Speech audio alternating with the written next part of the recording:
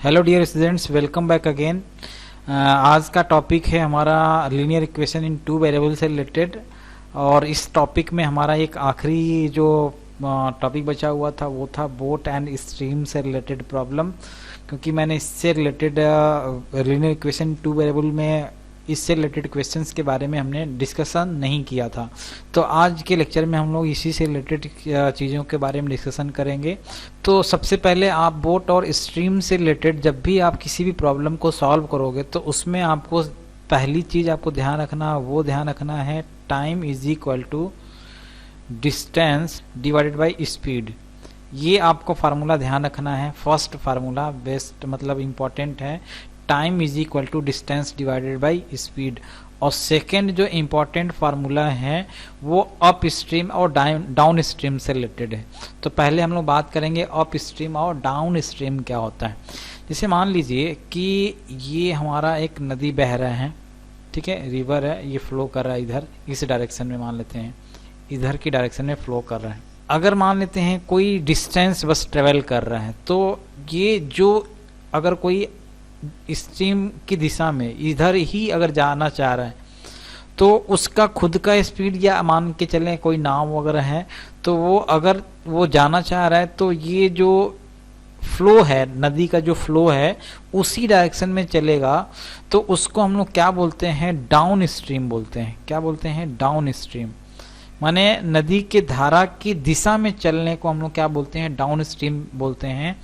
और धारा के चलने की विपरीत दिशा में, किसके, शिप के, नाव के चलने के, जो चल रहा है वो धारा की विपरीत दिशा में चल रहा है, तो उसको हम लोग क्या बोलते हैं, अप स्ट्रीम बोलते हैं।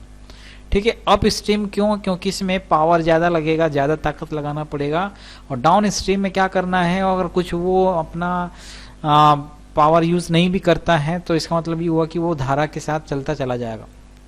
अब यहाँ पे जस्ट सपोज मान लेते हैं कि जो नदी का स्पीड है, यानी जो ये स्ट्रीम का जो स्पीड है वो हमने मान लिया कि u है। ठीक है, लेट, यहाँ पे आप मान लो लेट स्पीड ऑफ बोट पहले ले लेते हैं, BOAT, boat is equal to u and speed of stream STREAM, stream is equal to v। तो जब भी हम लोग डाउन स्ट्रीम की बात करेंगे तो दोनों का स्पीड क्या हो जाएगा, ऐड हो जाएगा। यानी ये खुद के, यानी बोट का जो स्पीड रहेगा वो और प्लस स्ट्रीम का जो स्पीड रहेगा वो। तो डाउन स्ट्रीम की अगर बात किया जाएगा तो जो स्पीड होगा वो क्या हो जाएगा, डाउन स्ट्रीम में जो स्पीड होगा वो हो जाएगा दोनों का एडिशन u प्लस v। और अप स्ट्रीम में क्या हो जाएगा, वो आपका ये आ जाएगा u माइनस वी। मतलब ये, अच्छा, u माइनस वी या v माइनस यू में भी आपको थोड़ा सा कंफ्यूजन होगा। u माइनस वी क्यों लेंगे, v माइनस यू क्यों नहीं लेंगे।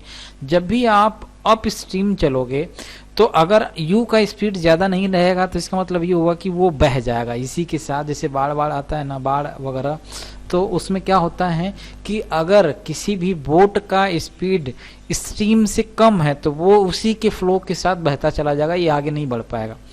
तो इसके लिए अप स्ट्रीम के लिए जरूरी है कि u का स्पीड v से ज़्यादा होना चाहिए, यानी स्ट्रीम से ज़्यादा होना चाहिए, तभी वो आगे बढ़ पाएगा, नहीं तो वो नदी की फ्लो के साथ वो क्या हो जाएगा, आगे बढ़ता चला जाएगा। ठीक है, तो अब आपको समझ में आ गया होगा कि डाउन स्ट्रीम में क्या होता है, दोनों का, इस बोट और स्ट्रीम दोनों का स्पीड ऐड हो जाएगा। और अप स्ट्रीम में क्या हो जाएगा, बोट का स्पीड माइनस स्ट्रीम का स्पीड को माइनस कर दोगे तो क्या मिल के आएगा, अप स्ट्रीम निकल के आएगा। ठीक है, तो आगे बढ़ते हैं, इनसे रिलेटेड कुछ क्वेश्चंस देख लेते हैं। जैसे मान लिया पहला क्वेश्चन दिया हुआ, a boat covers 32 kilometre upstream. तो हमारा जो फार्मूला था, time is equal to distance divided by speed, या इसी को अलग तरीके से भी आप लिख सकते, speed is equal to distance upon time, या distance is equal to time into speed. तो यहाँ पे आप देखो, अगर मान लेते हैं आपको डिस्टेंस निकालना हुआ तो क्या करोगे, टाइम इनटू स्पीड निकालोगे। लेकिन यहाँ पे क्या दिया हुआ है, ये डिस्टेंस दिया हुआ है और ये क्या है, स्पीड दिया हुआ है। तो अगर मान लेते हैं 32 किलोमीटर की बात किया जा रहा है तो 32 किलोमीटर के लिए टाइम मान लेते हैं हमने अप स्ट्रीम में T1 लग रहा होगा जस्ट सपोज मान लो, तो T1 is equal to distance कितना है 32 किलोमीटर, और स्पीड क्या है अप स्ट्रीम में, अप स्ट्रीम में क्या होता है U माइनस बी होता है, ये T1 आ गया। अब देखो डाउन स्ट्रीम में आपका टाइम मान लेते हैं T2 लग रहा होगा, और उसमें कितना डिस्टेंस ट्रेवल कर रहा है 36 किलोमीटर, और इसके लिए स्पीड कितना होता है U प्लस वी होता है, हमने अभी बताया। ठीक है, तो ये बोला जा रहा है कि अ boat covers 32 kilometre up stream and 36 kilometre down stream in 7 hours. ठीक है, तो टोटल इसको जो टाइम लग रहा है वो कितना लग रहा है 7 आवर्स लग रहा है, तो यानी T1 प्लस T2 का जो वैल्यू गिवन है वो कितना है 7 आवर्स है। तो यहाँ रख देते हैं 32 divided by u minus v easy plus 36 divided by u plus v is equal to 7। ठीक है, ये मान लेते हैं इक्वेशन 1 आ गया। अब आगे बढ़ते हैं यहाँ पे, also it covers 40 kilometre up stream and 48 kilometre down stream in 9 hours. ठीक है, तो फिर से यहाँ पे देखो अप स्ट्रीम में आपका दिया हुआ है यानी 40 divided by u minus v और प्लस क्या आ जाएगा 48 divided by u plus v क्यों, क्योंकि डाउन स्ट्रीम में, और दोनों का जो टोटल टाइम लग रहा है कितना लग रहा है 9 आवर्स। ये क्वेश्चन नंबर 2 हो गया। अब फिर से आपको क्या करना है, दो इक्वेशन है, दो अननोन है, दोनों को सॉल्व कर लेना है। सॉल्व कैसे करते हैं इस टाइप के इक्वेशन के लिए, 1 अपान हम लोग क्या मान लेते हैं 1 upon U minus we is equal to मान लेते हैं पी, और 1 अपान यू प्लस वी को हमने मान लिया क्यू मान लिया। तो अब ये देखो क्या आ जाएगा 32 p plus 36 q is equal to 7, मान लो इक्वेशन 1 ही है, या 3 मान लेते हैं जस्ट सपोज, और ये आ जाएगा 40p plus 48q is equal to 9। ये क्वेश्चन नंबर मान लो 4 आ गया। अब इन दोनों इक्वेशन को क्या करना है, हमको सॉल्व कर लेना है। p का जो वैल्यू आएगा वो p का वैल्यू आ जाएगा आपका, इसको सॉल्व कर सकते हो आप, हमने बताया हुआ है पहले मेथड में। तो u का जो p का वैल्यू आएगा वो क्या आ जाएगा 12 डिवाइडेड बाई 96 आ जाएगा, यानी इसको आप अगर सॉल्व करोगे तो 1 डिवाइडेड बाई 8 हो जाएगा, और q का जो वैल्यू होगा वो क्या आ जाएगा 8 डिवाइडेड बाई 96, 8 डिवाइड बाई 96 यानी 1 डिवाइडेड बाई 12 हो जाएगा। अभी हमने p और q का वैल्यू निकाला है, तो यहाँ पे आपने p के वैल्यू को क्या माना था 1 divide by u minus we is equal to p का वैल्यू है 1 डिवाइड बाई 8, यानी u minus we is equal to हो जाएगा 8, और इसी तरीके से यहाँ पे u प्लस वी का वैल्यू अगर आप निकालोगे तो क्या आ जाएगा 12 आ जाएगा। ठीक, तो अब इसको क्या करना है, इन दोनों इक्वेशन को फिर से सॉल्व कर लेना, दोनों को ऐड कर दो, दोनों को ऐड करोगे तो ये u कैंसिल हो जाएगा, 2u इज इक्वल टू 20 हो जाएगा, u का वैल्यू हो जाएगा 10, और u का वैल्यू अगर आप 10 यहाँ पे रखोगे तो यहाँ पे क्या मिलेगा आपको v का वैल्यू आ जाएगा आपका 2 आ जाएगा, v इज इक्वल टू 2। तो आप यहाँ से आपने देख लिया कि जो बोट का स्पीड होगा वो क्या आ जाएगा 10 किलोमीटर पर आवर आएगा, और जो स्ट्रीम का जो वैल्यू स्पीड आएगा यानी बोट का जो होगा वो 10 किलोमीटर पर आवर आएगा, और स्ट्रीम का जो आएगा वो आएगा 2 किलोमीटर पर आवर। ठीक है, अब इसको कैसे सॉल्व करना है, आप 4 मेथड हमने बताया है यहाँ पे हमने, तो 4 मेथड में से किसी भी एक मेथड को आप यूज़ करके, चाहे सब्स्टिट्यूशन मेथड, चाहे एलिमिनेशन मेथड, ग्राफिकल मेथड, या क्रॉस मल्टीप्लिकेशन मेथड, तीनों में से किसी एक मेथड का यूज़ करके आपको क्या कर लेना है, यहाँ इसको सॉल्व कर लेना है। p का और q का वैल्यू आ जाएगा, p और q की वैल्यू को फिर से यहाँ पुट कर देना है, और दोनों इक्वेशन को सॉल्व करने से आपका वैल्यू मिलके आ जाएगा। ठीक है, नेक्स्ट क्वेश्चन में देखिए, a point a and b are 70 kilometre apart on a highway. ठीक है, मान लिया 2 पॉइंट हैं, पहला पॉइंट A है और दूसरा पॉइंट मान लेते हैं ये B है, दोनों के बीच का डिस्टेंस है वो कितना है 70 किलोमीटर।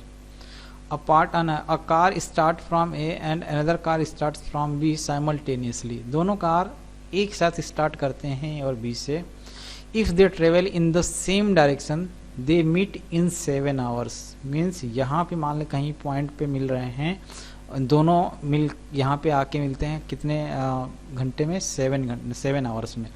तो ए को यहाँ से यहाँ तक आने में भी कितना लगा, 7 आवर्स लगा, और बी को भी यहाँ से यहाँ तक, बी से सी तक जाने में भी 7 आवर्स ही लगेगा, ठीक है, तभी दोनों मिलेंगे।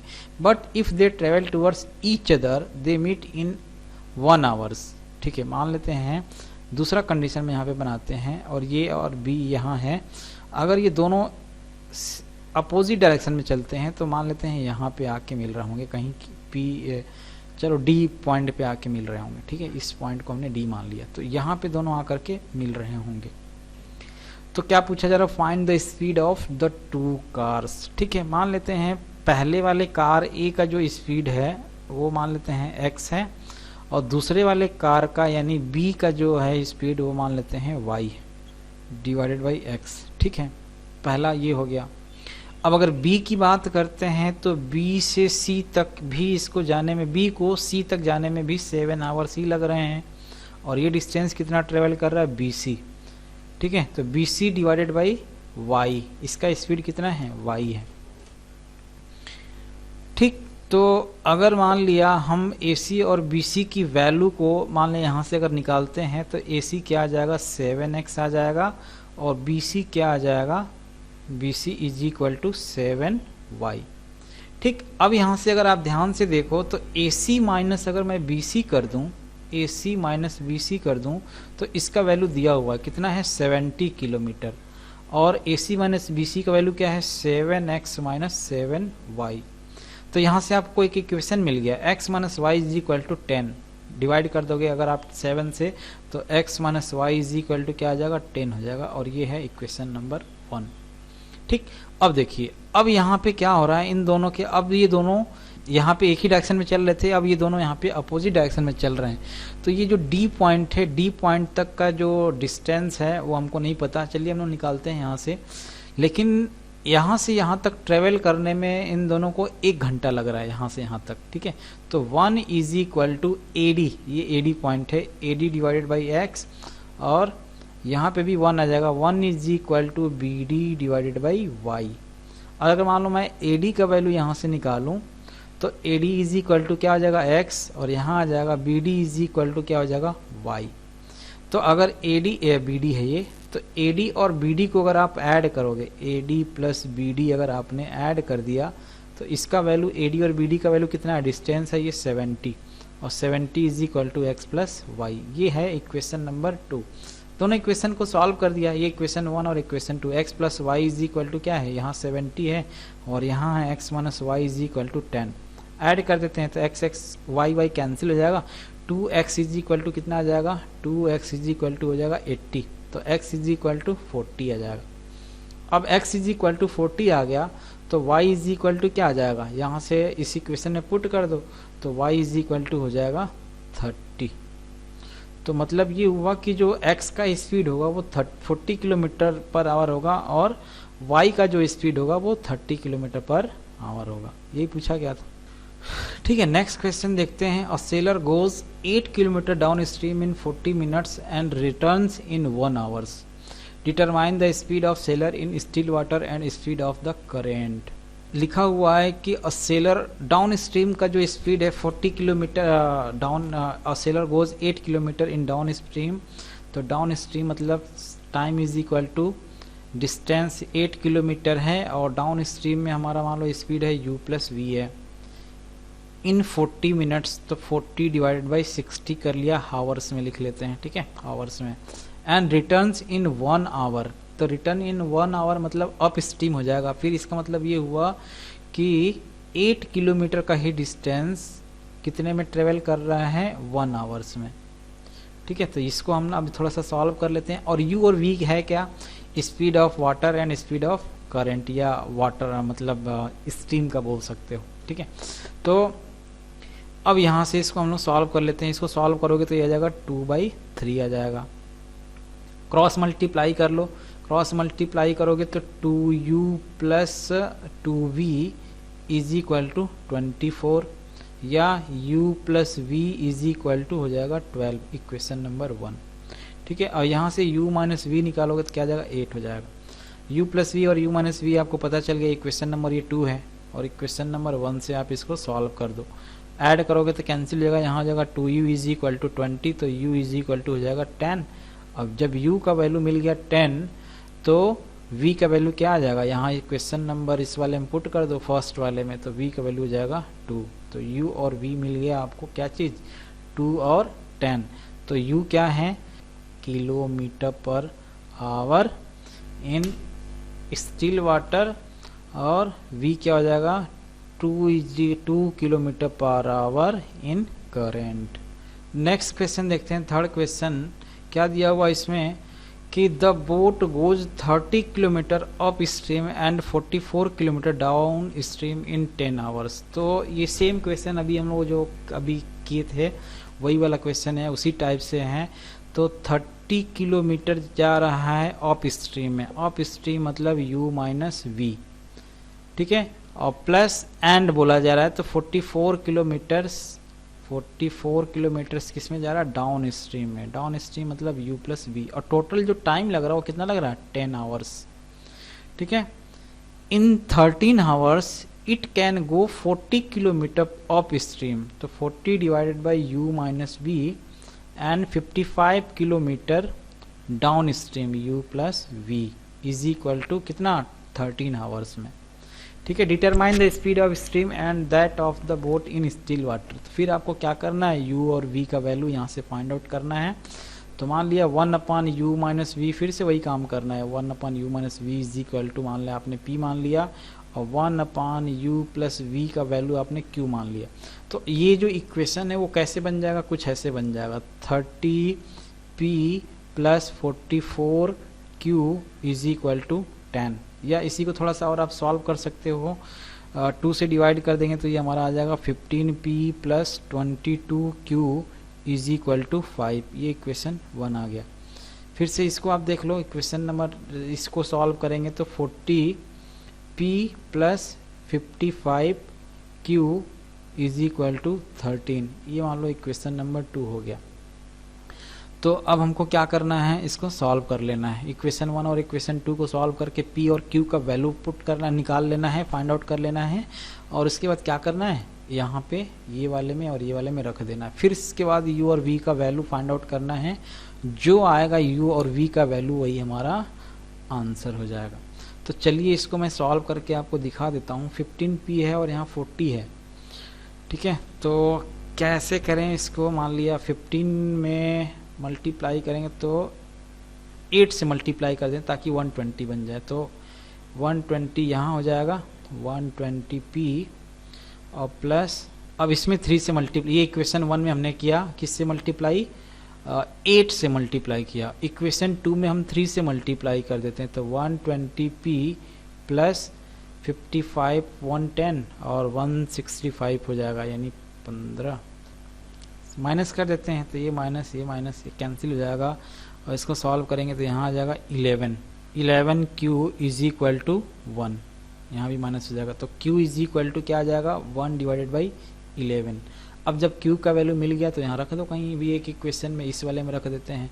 तो क्या मिल जाएगा, 15p प्लस 1 डिवाइड बाई 11 रखोगे तो 2 आ जाएगा। तो 2 इज इक्वल टू 5, यानी p is equal to 3 divided by 5 minus 2 करोगे तो 3 आएगा, 3 डिवाइड बाई 15 यानी 1 डिवाइड बाई 5 आ जाएगा। अब p और q का वैल्यू आपको पता चल गया तो रख देना इसी में। तो u minus we is equal to हो जाएगा 5, और u प्लस वी जो आ जाएगा वो क्या आ जाएगा, 11 हो जाएगा। सॉल्व कर लेना है, u से v से v ऐड करोगे तो v से v कैंसिल हो जाएगा, यहाँ आ जाएगा 2u और यहाँ आ जाएगा 16। तो u का वैल्यू 8, जब u का वैल्यू 8 मिल गया तो v का वैल्यू क्या आ जाएगा, 3 हो जाएगा। तो यहाँ पे u हो जाएगा 8 और v हो जाएगा 3 किलोमीटर पर आवर में। इसमें से मैं कोई एक क्वेश्चन बता देता हूँ, बाकी आप ट्राई करिएगा। जैसे मान लिया हमने question number, Abdul travel 300 kilometre by train and 200 kilometre bye taxi. It took him 5 hours 30 minutes, but if he travel 260 kilometer by train and 240 kilometer by taxi, he takes 6 minutes longer. Find the speed of train and that of taxi. तो देखिए इस type के जब भी हम लोग question solve करते हैं, जब हमको कुछ भी नहीं समझ में आता है तो जो पूछा जाता है ये तरीका ही है, जो पूछा जाता है उसी को हम लोग एक्स या वाई मान लेते हैं। तो आप क्या मानोगे, let the speed of train